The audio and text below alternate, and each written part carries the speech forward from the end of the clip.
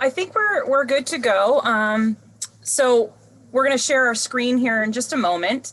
And while that's happening, I just want to share a couple pieces of information with you to have our time here together spent the most efficiently. So in a moment, we will all introduce ourselves. And again, my name is April Rosenthal. I'm one of the co-presenters. And in a moment, we'll all introduce ourselves further, like I said. So we are planning on about 45-minute presentation today with 15 minutes of question and answers at the end. You're welcome to put any questions in the chat and we will monitor them as we go and we will address them during the Q&A time. We'll also be putting a lot of resource links in the chat as we go for you to explore now or later, but don't worry about writing them all down. We'll send a copy of this presentation and handouts to Allison, would it be yourself or wherever you want me to send it, I can do that. And they'll can share those out for you tomorrow. So the intention for tonight's topic comes from the request to share ideas and resources for social connections that have, or even those that have not worked during COVID.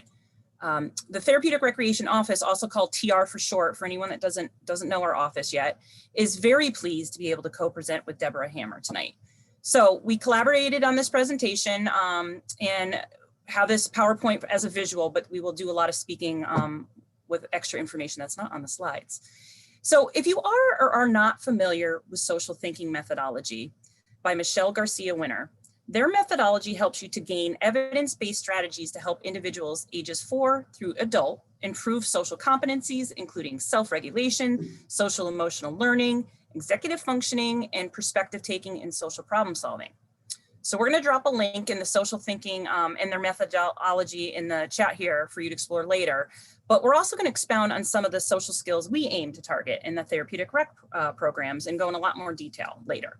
So we hope our presentation today will help you explore all the ways you can both virtually and in person strive to meet your family's unique social goals and connections in the age of COVID and beyond.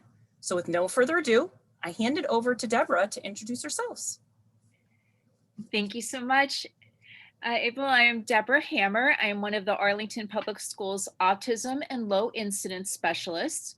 And I am one of 3 people in our department, and we are here to support you as family members and also teachers and other staff members and students themselves.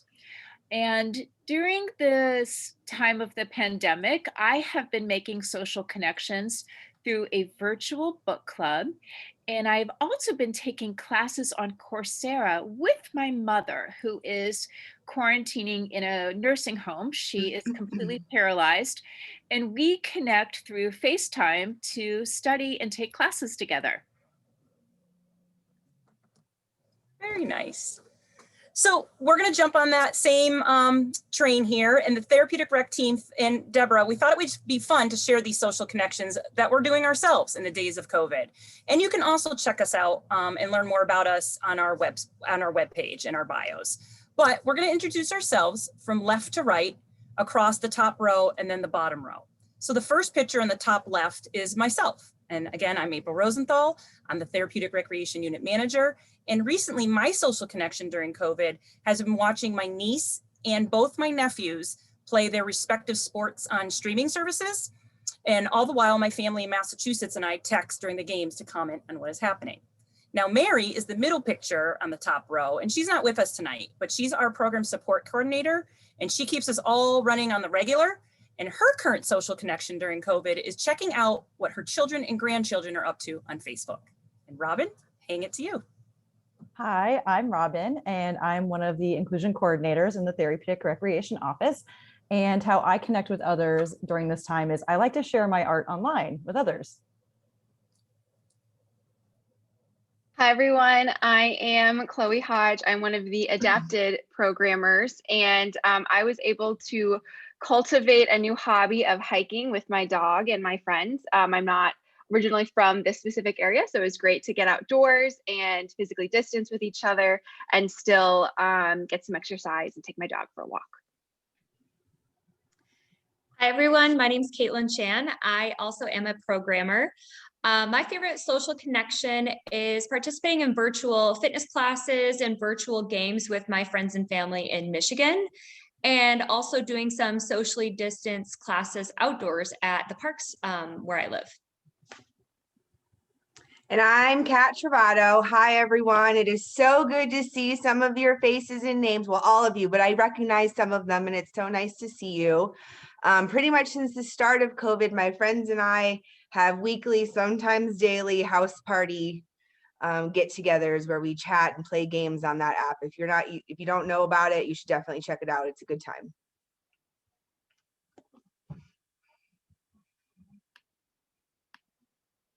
Off to you, Deb.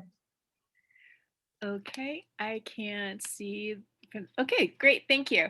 So let's talk about the importance of making social connections, which is why we are presenting tonight. And many of our young people with disabilities really struggle during this time.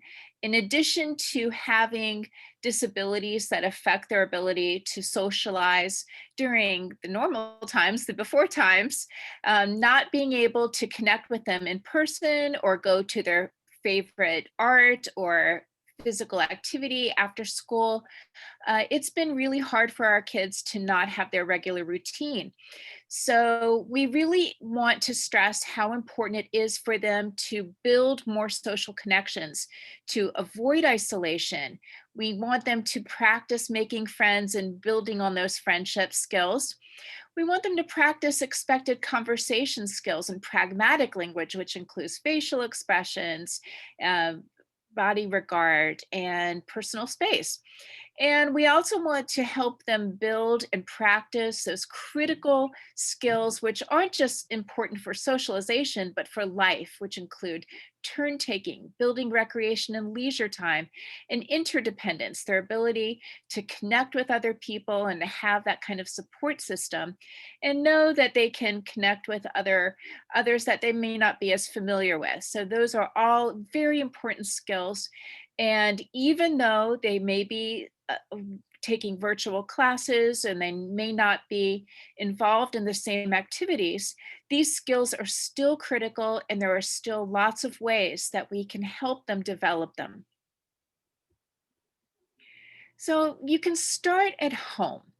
And some of the things you can do with your child include playing games and toys, just one-on-one, just you and your child, or perhaps coaching your child and a sibling to build turn-taking skills and that social awareness that they might have been working on at school or in a social skills group prior, but now they need those opportunities at home with you. And those can be activities like Jenga, where they're taking turns, or a puzzle or board game.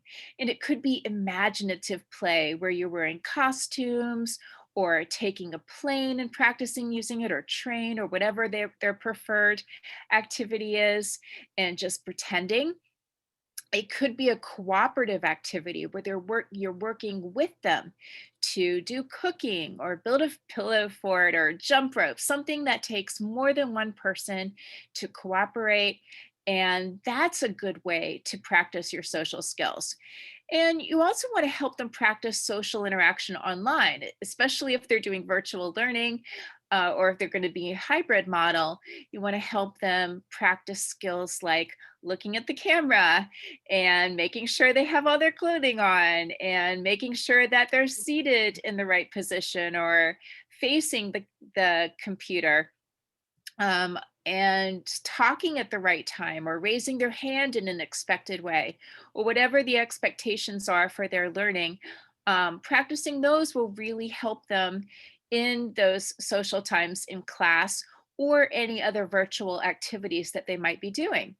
And finding ways that they can connect with others, whether it's a grandparent, a friend, um, anyone really, through things like FaceTime, teaching them how to make a phone call. Even our students who are less verbal can do this with their voice output devices, or just through talking. Whatever sounds they can make, it's okay. They're just practicing those skills. Texting. Some of our older kids can learn how to text, and they really enjoy that because it's very age appropriate. And again, they might need your support, and using Zoom or Teams or whatever the format is. So again, they can practice socializing with their friends. Before you move outside to do some activities in the community, we really want to make sure they have down the very critical skills for life of mask wearing and social distancing. And these are some things they can practice right at home. And you can model it for them in your house, practice mask wearing, practice social distancing. There are lots of social stories and videos for all ages and ability levels out there, and you'll have some of those resources available to you. And you can also, if your child is reluctant to wear a mask, you could have them help pick out the pattern or design, or maybe even help make one. If you find that they have sensory issues related to wearing a mask, you can try different textures or try building wearing the time. But again, making sure that they're wearing it correctly and making sure that it's something that's a good fit for them. And then clear masks are a really good idea. You may want to try wearing those in your family or giving those to friends. We do have some in the school system which are being used. And the reason we like those is because they're, even though they're great for people who are deaf and hard of hearing, they're also really good for children and adults with other disabilities because it makes it possible to see your face and see facial expressions and smiles. So we want to encourage those kinds of masks as well. And you can buy those at pretty much any location where you can buy other types of masks now online. There are a number of safe outdoor activities you could do with a peer if you wanted to set up a play date. And those include things like walking a dog or playing sports. Not all sports, but there are lots of different sports out there that involve social distancing. It could be kicking a ball or hitting a ball with a kadima or throwing a frisbee. You can have socially distanced walks at our many parks that we have in our area. Flying a kite, or this time of year, maybe even tomorrow, we might be able to do some sledding. Who knows? We'll see. Swinging or obstacle courses are good outdoor activities you could do in your backyard or at a park. And there are lots of socially distanced games out there. If you don't remember these from childhood, you can look up how to play charades, red light, green light, Mother May I. There's all kinds of other playground games that might be good for our kids and are socially distant. They don't involve any touch. Riding bicycles, tricycles, or scooters together. And good old-fashioned hula hoops are another great safe outdoor activity that they could do with a peer. Great. Thanks, Deborah. So we saw a lot of great ideas coming in from the comments you sent in advance for the things that are working for you. And we thought it would be nice to have you share them for everyone to see. Now, don't worry, no one's going to know who they're coming from, but we want to drop a link in the chat and it's going to come up as a Mentimeter voting link. And there you go. Robin just did that for us. And we welcome you to add any of your ideas. So Deborah just gave you a slide and gave some ideas. Some of you pre-wrote in. So just take a moment to add some ideas or as we move through our presentation, what are some things you might try? So maybe you're stuck. Maybe you didn't have ideas or you were looking for this presentation for ideas. So perhaps you had nothing at the time and now we'd like you to tell us what you might try now. So we're going to screen share at the end of the presentation a generated list. And I hope you all get to try at least one thing that you've never tried before. So with no further ado, the next slide. Enjoy. Thanks again, Deb, for sharing all of those amazing ideas of how you can practice social skills now with everything going on. But what exactly is a social skill? I think I had a realization earlier this year that social skills are more than just hanging out with people and like getting along and doing like similar activities. Social skills can actually be broken down into several different individual skills that all contribute to positive relationships with others. We've listed some here, and some interesting ones to point out, as Deb mentioned, is sharing and taking turns, but waiting is also another huge social skill that is important for anybody to have in order to have positive relationships. And it's something that you can practice now at home. decision-making, flexibility, that tricky nonverbal communication are all great things to practice now for when you are able to be with people in social situations. And if you practice them and as you gain competency in these skill areas, the more confident you'll be in the social skill situations.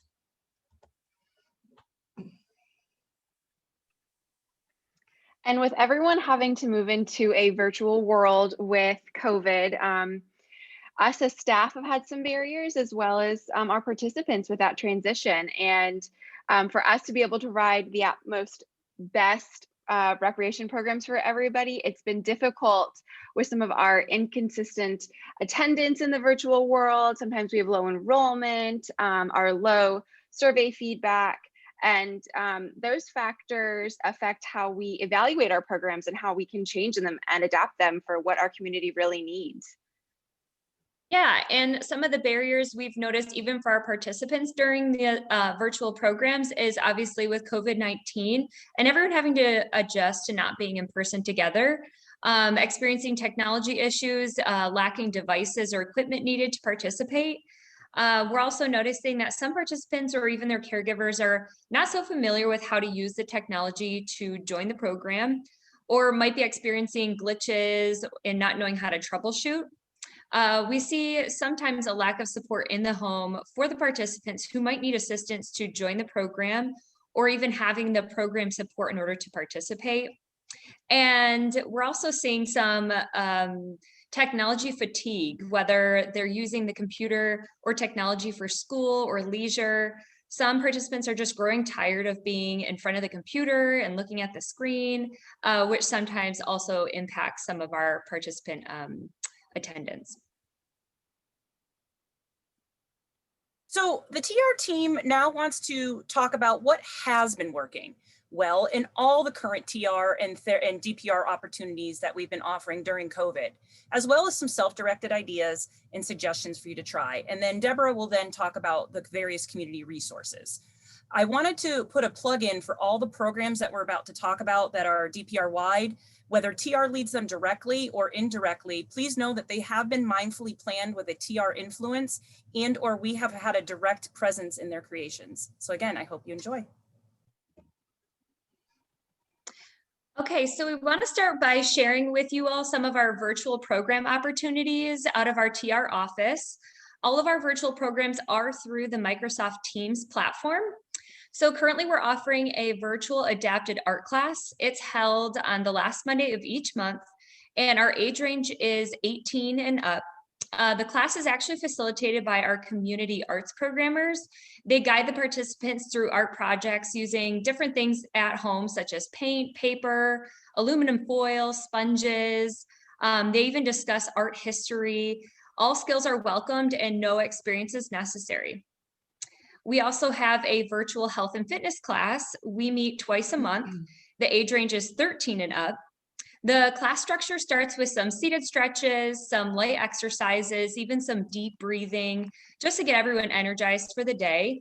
And during class, we encourage water intake. We have a fun water challenge where we encourage everyone to finish 20 ounces by the end of class.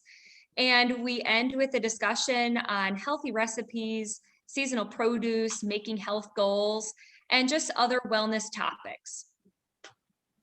We also have our adapted social clubs. We have a teen and an adult one. We offer them essentially every other week. And our teens program runs on Tuesdays. Our adult program runs on Wednesdays. And really, this is a goal of ours just to help with those social skills.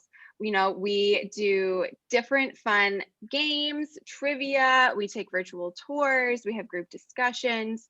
And we really want to give an opportunity for everybody to harness those soft skills, see their friends, laugh with us in a guided, structured situation, and really explore how technology can improve our lives collectively.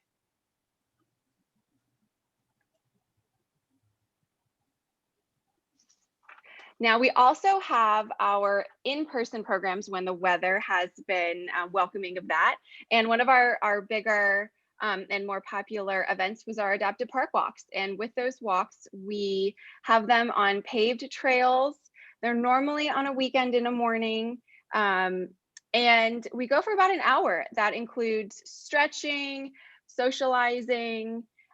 We sometimes do a water break. We've had situations where we start singing songs. It's just a really great way for us to all get out and enjoy the outdoors when we're able to. And currently we are doing them in smaller groups, usually groups of 10 and under. And we normally have, I'd say, 2 to 3 staff.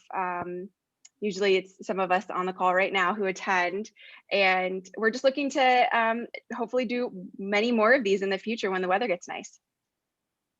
Yeah, and also this spring, we're planning on doing some outdoor campfires at the park, obviously when the weather is warmer and also when the COVID guidelines allow. The campfires include some self-directed activities such as scavenger hunts, learning about different topics like animals and nature. And we also have some really fun campfire games that are socially distanced that you will see on the next slide. Take it away, April. Thanks. So yes, I want to give a shout out to some of the models in the pictures. So with permission, I have a couple folks in pictures here. So thank you for those that shared those out. But we did lead a very well-received adapted campfire in the fall and played a couple of games as mentioned. And this concept can be easily applied to any other board games for your local pods, squads, cul-de-sac neighborhoods, and quarantine teams, whatever you're calling yourself nowadays. However, this program was planned to allow non-pods to be together in a physically distanced way. So the first picture on the left, I'll get to with our supplies, but even before you got to the campfire, upon arrival, we had a check-in process that followed all the current COVID protocols and had posters, visuals, and that supported the COVID guidelines that were currently happening in the county. How to wear a mask, and as people arrived, they were able to check, they actually met Caitlin. She was the first lovely face that they got to meet. And then the first picture, as mentioned on the left, is our prep of supplies. So we did some mindful planning there. And then we took that game and we broke it down and we thought, well, what about individual dice cups? So we made a solo red dice cup or cup, and then with a puncture resistance clear plastic cover, because I did try this. It was 6-year-old approved because I tried saran wrap and she stuck her finger right through it. So I had to shift and I went with a Ziploc bag. So, you know, that's the kind of research and development that we have to do with some of our programs. But I covered it, I taped it up. We had color-coded cones to mark off where to stand and wait your turn. And then it was a color-coded marker that was actually on the board when you took your turn. So it was kind of reinforcing some of those environmental supports that we try to put in place. So we had the original board game there as well to show the comparison, along with hand sanitizer and gloves if preferred or needed. Then the middle picture is a picture of actually Chloe and I demonstrating using pool noodles for visual for 6 to 10 foot distance. Has anyone ever watched SNL? And if not, did they actually watch it this past Saturday? Because they had a skit, I thought it was hilarious, and I feel like I'm gonna modify it for the next campfire game or for camp. But before you get chummy, first put a noodle to your tummy. And then that way, that could help demonstrate a little bit of distance in a fun way. So we'll have to think through that one, but that was a little funny thing that I thought would apply. I thought it was cute. And then it might be the year of poodle noodles at camp, who knows? The last picture is the game in action. It's a tarp that was made into a life-size board game. And it was just re-envisioned. And then a picture that you do not see is bird bingo. And we just had what was around us on the ground. And in this case, it was rocks, and foraging for the rocks in themselves was a fun activity. And then that way there was just no tokens that needed to be sanitized or cleaned. And it was just all part of being out in nature and exploring our surroundings. And then the boards were covered in advance with a gallon Ziploc baggie to easily protect the porous cardboard and disinfect after. So again, out of our brains, into action, but we can also talk with anybody that's interested in doing this in your local communities. And the potential for creativity for your own applications is absolutely limitless. Next. So earlier I mentioned that social skills can be broken down into many different individual skills. If you looked at that slide and then was like, I don't know where to start, totally get it. And I have a resource for you. Robin, if you could drop our Facebook URL into the chat. On the TR Facebook page, Everyone, please follow and like us, show us some social media love. Every day, every weekday at 1 p.m., we post an activity that works on a particular skill set. On Mondays, it's self-regulation and coping skills. Tuesdays, fine motor skills. Wednesday, gross motor skills. Thursday, communication skills, which is an important part of social connecting. And then Friday, focusing on social skills. These are posted at 1 p.m. on our TR Facebook page. And I have a long list of past activities that will be sent out to everybody tomorrow, I believe. So you can get started on some fun activities to work on those skills that were mentioned previously. Please like us. Ooh, me again. So another really important part about socially connecting is to, well, not important part, but like an easy like bridge for social connection is to participate in an activity that you enjoy and sharing that with other people. And so I wanted to expand on some of the offerings that we have through Arlington County DPR. That I just lost my train of thought. That's so fun. That add to what Chloe and Caitlin talked about earlier. So our nature centers are rocking and rolling with so many programs right now. We have nature walks. We have historical programs if you're a history buff about Civil War and all sorts of other like history informational things. There are story time programs, and there are virtual charades, which to me sounds like a good time. Our youth and family unit put together this program called Rec at Home. And all of these links are being dropped in the chat right now by our wonderful Robin. Thank you so much. Rec at Home is a virtual activity program that is it is posted on the TR Facebook pages as well, probably around 3 o'clock or afterwards in the afternoon. And every day there is an activity that is posted for people to do while the video is being played, or it's something that you can take back with you as an idea to do on a play date. Fingers crossed in the spring, given COVID guidelines, where family movie night at the park is coming back. It's a program that we did in the fall that was like super awesome and really popular.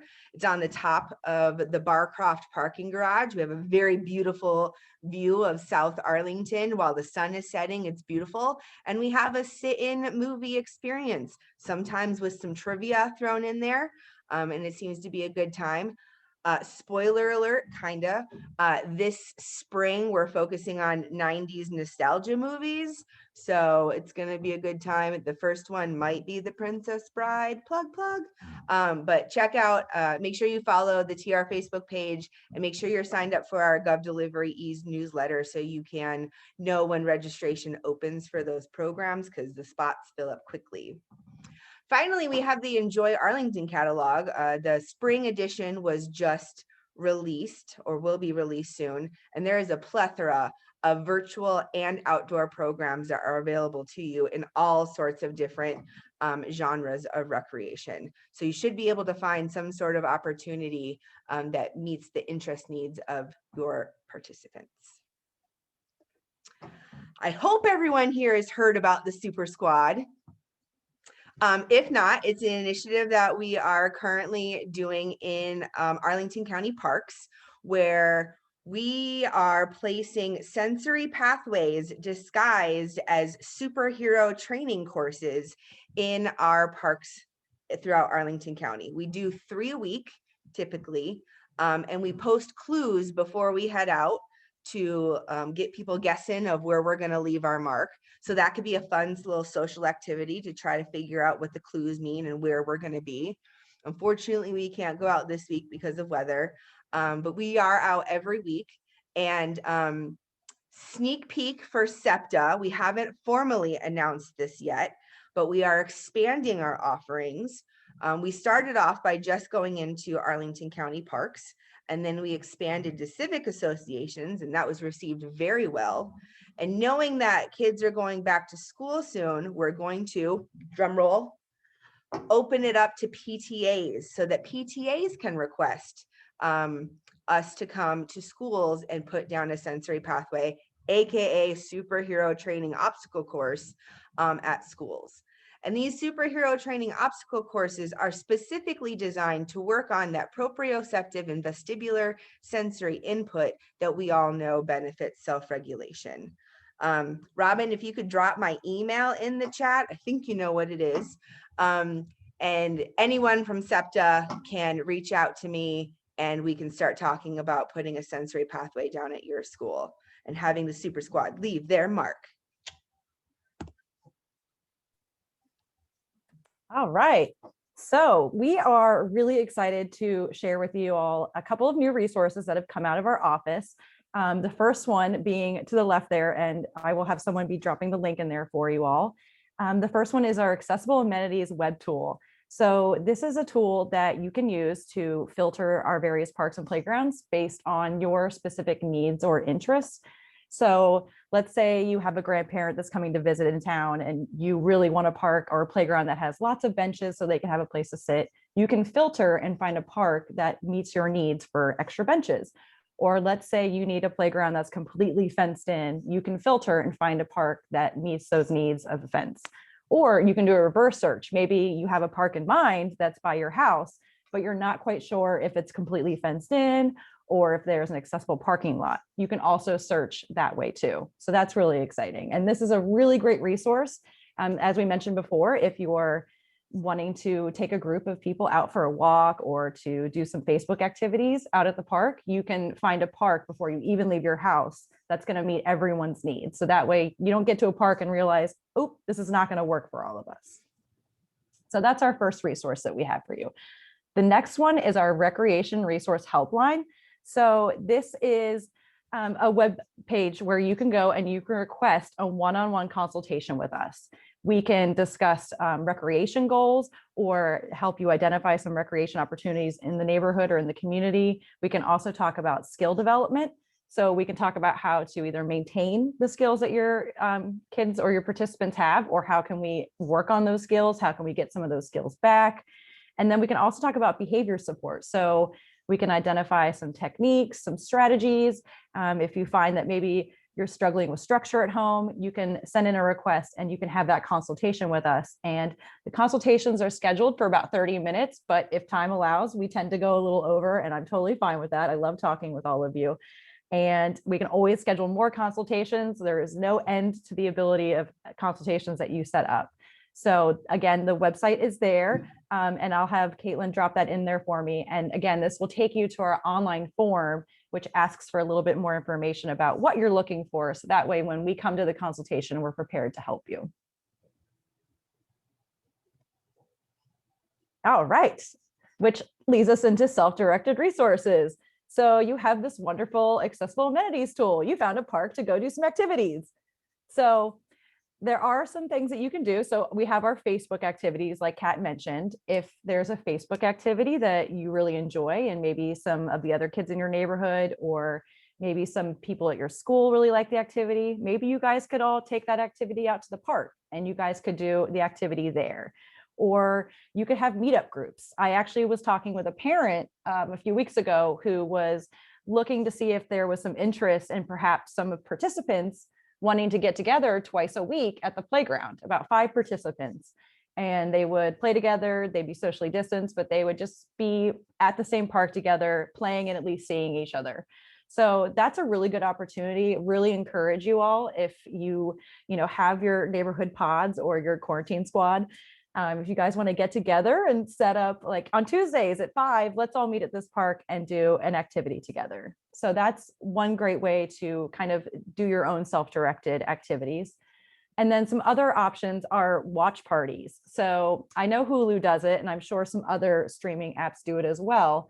But you could actually stream a movie with your friends. So I could say, hey, Chloe, Kat, Caitlin, let's watch a movie together. And we could all be watching the movie and chatting at the same time. And let's say, oops, I need some popcorn. I got to mute that and I got to pause it. I can pause it and they'll pause the movie for all of them. So we're all having the same experience. Because I don't know about you, if someone doesn't pause a movie for me and I miss it, I get very upset. So I know, like I said, that Hulu does it, but I'm sure lots of other streaming apps do it as well. And then we mentioned some apps for socializing earlier, and some of you seem to be really interested in House Party. House Party is an app that's directed more towards teens, as well as our Kahoot app. And oh, Netflix, yep, has Watch Party. Thank you, Kathleen. So the different apps for socializing for teens are your Kahoot and your House Party. And then Caribou is an app that's directed more towards elementary. But with House Party, you can chat, but you can also play little party games like trivia. You can do Pictionary. I believe there's like a heads up game. So it's just a way to kind of interact, but to play. And maybe you don't always have the words to talk or you don't know what to talk about. You can just play a silly game and you can still interact. And then with Kahoot, it's more educational games. And you can either participate independently by yourself, or you can participate with a community of people. And they have similar games like House Party, except they're a little bit more educational. So those are some really good opportunities if you have participants who like a little bit more independence in their recreation. They don't necessarily, need mom or dad or their guardian to come and tell them what activities they can do. They just want to be able to open up an app on their phone and participate. So those are some really good resources for those kids that are looking for some more independence. And Caitlin is dropping those links there for you in the chat.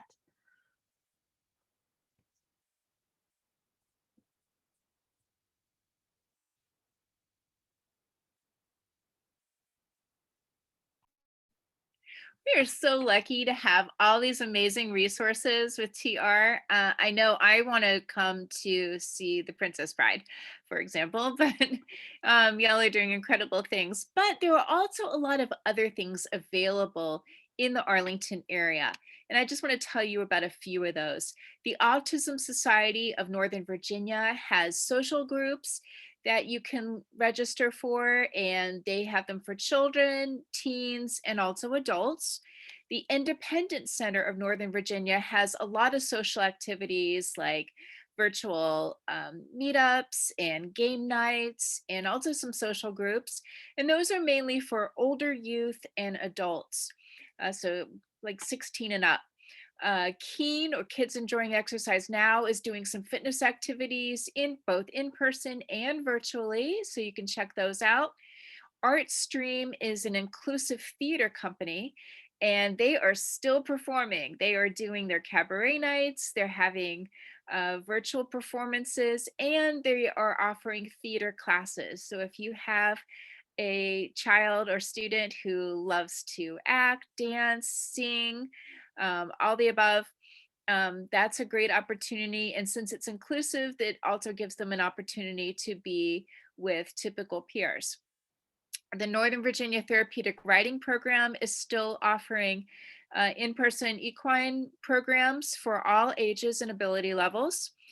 The JCC of Northern Virginia has a number of clubs, classes, and special activity nights, mostly virtual, but again, for all age levels. And finally, JSA is offering some workshops as well as some social groups and support groups for various ages and parents. So those are just a few of the community resources that might help you with some social opportunities. Thanks, Deborah. So we're coming to a close to the end of our presentation soon. And before we do, I just want to put in a short plug for our summer camp survey that we're doing for Therapeutic Rec. I'd like to make a quick plug for it. If you haven't had a chance to fill it out, we'd love to hear from you. It's short and quick, and it's going to help us gauge your comfort and help us with our planning. So it already happened. It's in the chat. I am planning on closing it around February 19th because then we need to shift and start with really looking at our camp details and staff hiring. So just wanted to put that plug in there. So next slide. Remember the Mentimeter earlier. So I've been checking the live results. I think y'all are being a little bit too shy. But Robin, if you don't mind going and getting that same link and dropping it again, before I share my screen, give people just a minute to reflect on the presentation today. Robin just put it in the chat. There's a couple answers in there. Don't be shy. Maybe it's not so much what has worked. Maybe it's something that's inspired you in this presentation. So if you can take a minute to click on that Mentimeter link and go ahead and just type in maybe one thing that you want to try, or maybe you got inspired and you're going to give me some some other ideas. And while you're doing that, I'm just going to go check out and see if people are starting to put some more things in, and it's okay if you're not. Just give it a second here to upload. And then I'm going to share my screen so you can see, and then I can always put in what other folks have shared from those questions in advance. So Kat and I are going to switch screens here in a minute. And after this slide, I'm going to just go right into questions, and we will stop screen sharing and go right into the open questions. So I'm going to share my screen in just a minute. And I'll give you all a chance. Oops. Kat, you might need to get out of yours. I can do mine. Thank you, ma'am. But I could just steal it over from you.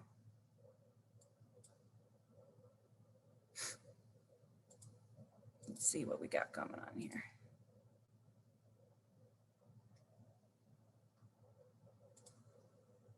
And I know, Kathleen, you're very familiar with this. I know you do your Mentimeters all the time. And of course, gonna have some technology fails right now. All right, let me go right to here, and I know what I'm gonna do real quick. I wanna go right to my results. I'm actually gonna give you all a chance to see this. Or not. I guess that'll be the conclusion. I'm gonna have to send these out later. Technology fail, flexibility, flexible thinker. So I'm gonna close out, and gosh, we came right in under. We got about 4 minutes to spare before we go into the questions and answers. So with no further ado, I know we've been tracking some questions. I think we've answered them as we've gone, and Allison, I can actually, as our host, help us out with how you'd like to kick off the Q&A or how you normally do it. Yeah, I mean, if anyone would like to submit questions in the chat, feel free to, or if you'd like to raise a hand and unmute yourself, that's fine too. You know, one thing I thought about that I thought was really useful advice somebody gave me, it was our developmental pediatrician once, that I thought of when you were talking about the watch parties. You know, it might seem like more screen time, but it doesn't matter. It's a social connection. And at this point, you know, I at least have had to talk myself down from like just letting go, and it's okay if they're on a device for a little bit longer, if they're making a social connection. One of my sons, you know, plays Minecraft or Roblox while FaceTiming with a friend. And, you know, I kind of turn the other way because it's a social connection for, and you know, and it's actually a pretty good one. So I just wanted to put that out there that, you know, everybody should just feel free to let go, you know, give yourselves that time, and let the kids enjoy it. We have, let's see, I think I saw a question pop up. What is a good suggestion for elementary age kids for the available programs? A lot seem geared towards middle school and high school ages. I can take that one if that's cool with the team. As I think Robin mentioned in the chat, our Enjoy Arlington classes have a plethora of options for elementary school kiddos. I would say that the Rec at Home activities are also geared towards elementary. Super Squad is geared towards everybody, but specifically elementary. Family movie nights at the park are for everybody. So there are lots of options for all ages from Arlington County. Let's see. I know sort of among the questions I saw in the RSVP and might have been a couple of emails, you know, there was sort of this question of how can you make new social connections at this point where everybody is online, some of the screens are off, you're not even sure who's on the other side. Are there any suggestions for how to connect with peers that you might not have met before?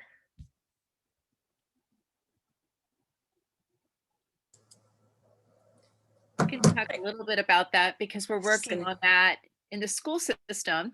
It is a challenge, especially the older kids. They don't want to turn their cameras on.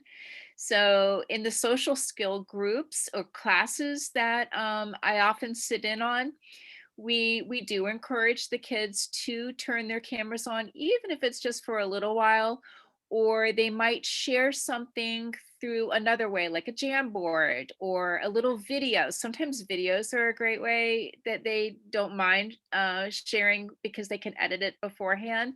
And that way they get a sense of each other's personality.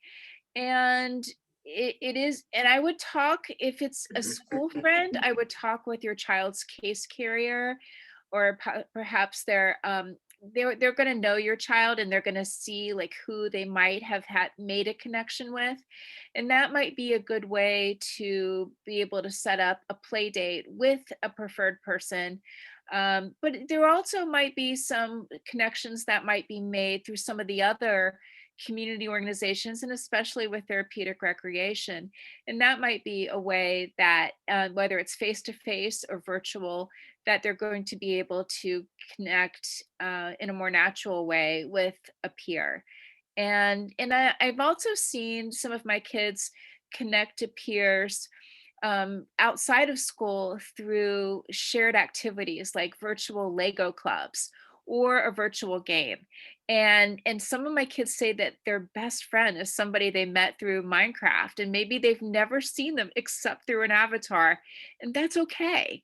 They don't necessarily have to know what their friend actually looks like. They just know that it's somebody they really enjoy playing with and really enjoy interacting with, and in their preferred format, and that is okay too. So you have to be a little bit flexible in what they consider to be a friendship or a shared connection, and value all of those relationships that they make. To piggyback a little bit on what Deb was saying, I think it's also really important to provide some structure around these social interactions. Putting people together in a virtual room and expecting socializing to happen is, I think, a little cross your fingers and hope.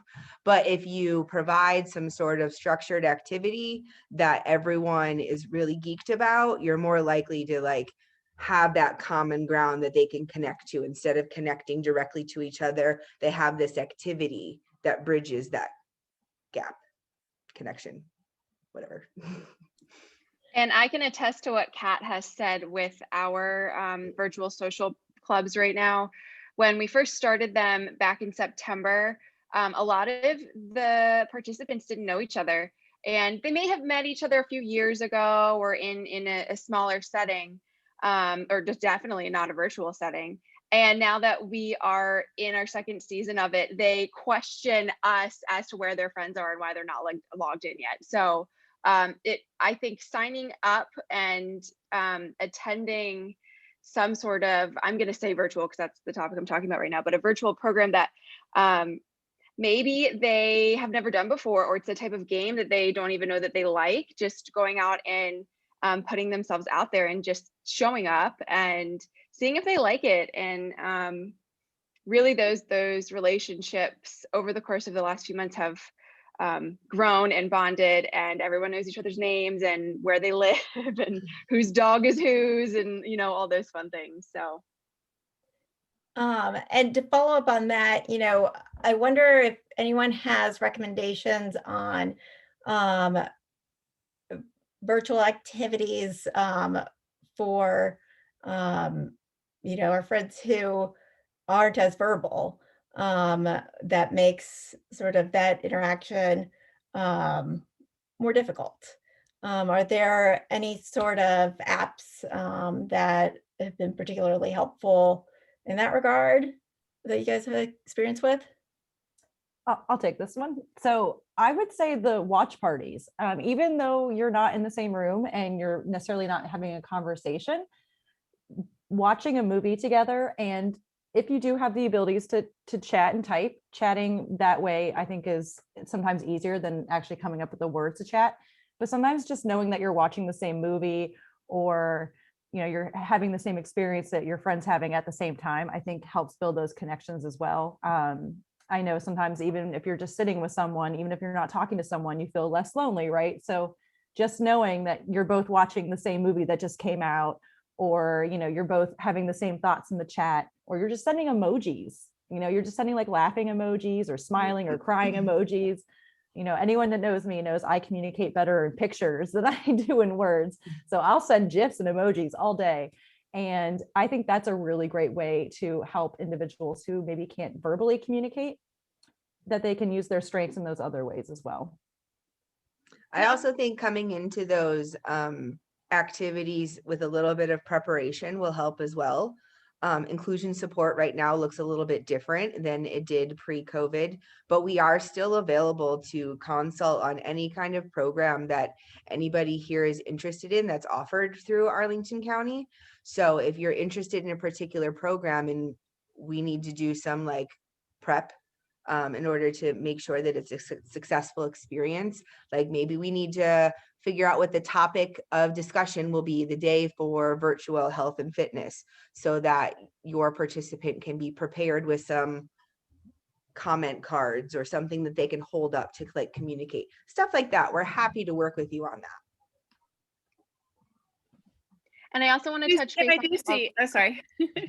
No, just really quick game suggestion I saw for anyone that might be blind or visually impaired. One of our most popular games is music Jeopardy, music trivia, and we play music and all types, all genres. We've done Broadway songs, we've done songs from the 1960s, and we just let anybody say any facts about it and try to guess who sang it, when was it, the band, the name of the song, all those things. So there's definitely a lot of virtual activities that could be designed really any way that someone can be as creative to do. So for my children who are less verbal, my students that are less verbal, they love things like Go Noodle. That's something that they could do with a peer. And I see how they are connecting with their friends because I'm in their classrooms. I see that when they see their friend come online and they have the big smiles they get, how they wave to them. So they can use visual communication. They can point to symbols. They can use their voice output devices if they have one. Signing, however they communicate is fine. Even completely nonverbal, they can still have that connection, that meaningful connection with their peers. And so go ahead and still arrange play dates, either virtually, or you could try one socially distanced outside doing some activities as well, especially now as the weather starts to get nicer, going to the park, having one-on-one play date with a child who speaks or doesn't speak. Either way, they're still building their social connections and building friendships. And there was a question that I know you guys commented on about creating a rising 6th or 5th grade social group.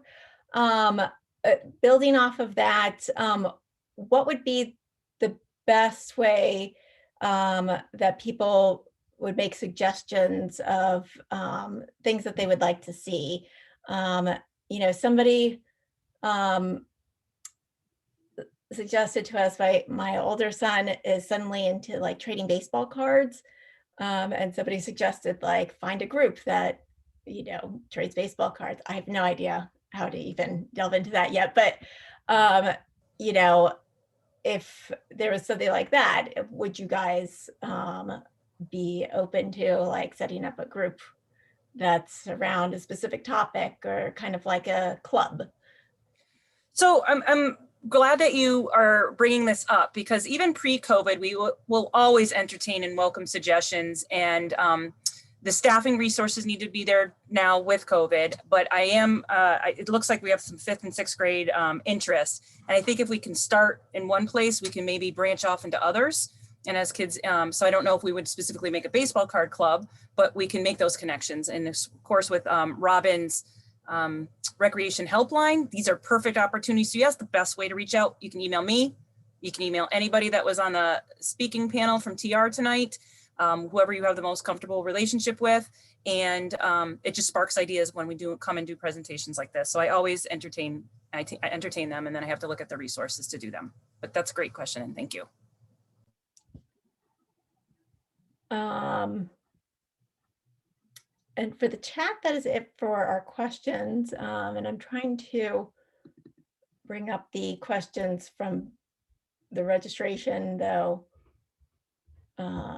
Outside of Zoom, I have to say my internet is slow. So I have some of them pulled up, and I also found my screen if we ever want to go back to Mentimeter. But so let me see, and it's 8:22. So you tell me, Allison, how much time we have or what we want to address. So there's some things we'll probably have to talk offline, or maybe circle back with you, Allison, to answer some folks. So I'm scrolling now. Yeah, let's see. April, I know earlier in the chat there was a question about replicating the Super Squad Yes, obstacle courses. I didn't know if Kat wanted to give that recommendation real fast. Yeah, that'd be great. Yes, I think maybe the Super Squad webpage can be dropped into the chat maybe. And on that webpage, we have blueprints of our past obstacle courses that we have placed in parks. So you are more than welcome to take those blueprints and buy yourself a whole bunch of chalk and replicate those awesome courses wherever you would like. Excellent. Well, so, go ahead. We will be sure to put all the resources that you guys have provided in the chat, and anything else that you want to send to us. Yeah, so I'll have the PowerPoint. I can repackage it. We have 2 handouts, which has all of our links, our Facebook links we suggest. And then there'll be the Mentimeter results, which I did get, and it was nice to see everybody responding. It just had logged out on me. So that's what happened. So, but yeah, so we have a couple minutes if you wanted to share. Oh, and we also, like to your point, we can also try to get back with you with some answering for the folks that gave some pre-questions as well. Great. All right, so there we go. Waha, technology. So here's what some of you are saying. Virtual book clubs, virtual classes similar to what Deb mentioned. My 5th grader is trying to start a comic to film group. Well, that's pretty cool. And thank you for the House Party app. So thank you for telling us that. I'll have to scroll off screen, but we did a mini Lego Masters where we got my son and about 10 of his friends together. Maybe there's a little bit more to that. Sorry, it might be off screen. Learning about shared topics and interests with grandparents. It's a nice non-judgmental practice. And I love the Caribou app for that. So I have a 6.5-year-old daughter, and sometimes it's difficult enough for grandparents to connect with their littles grandkids. And so I love the Caribou app for that. If anybody has any littles in their household. Outdoor exercise class. Great, thank you. They're going to try the movie night. So fantastic. So let's do this. Let's make this happen. Outdoor recreation, always my favorite. And I'm glad to hear about the plan for campfires. So I'm glad that you're glad. So we're looking forward to those. And great, we've got someone that's going to try our adapted health and fitness class. So fantastic. Well, look at that. So thank you for sharing some of those. And I will stop sharing my screen in a hot minute if I know how to do that. One plug about family movie night is that it fills up real fast. Yes, good plug, Kat. So kind of like summer camp or a gymnastics class, you kind of want to be on it. Thank you, that is helpful. Fair and honest advice. Yes, that's great. So, yeah, without any further ado, is there any other things that we can talk about or make sure we clarify is going to come out of this presentation if you missed all the goodies that were happening tonight? There's a lot of information. It's a lot to digest. I think I saw a hand pop up. I don't know where it went though. So it might have been a fluke. But otherwise, thank you guys all for the great suggestions, and, you know, keeping up with all the different protocols as they ever evolve. I'm sure it's a challenge. And let us know, feel free to contact Therapeutic Rec directly. Feel free to contact us with any questions or, you know, if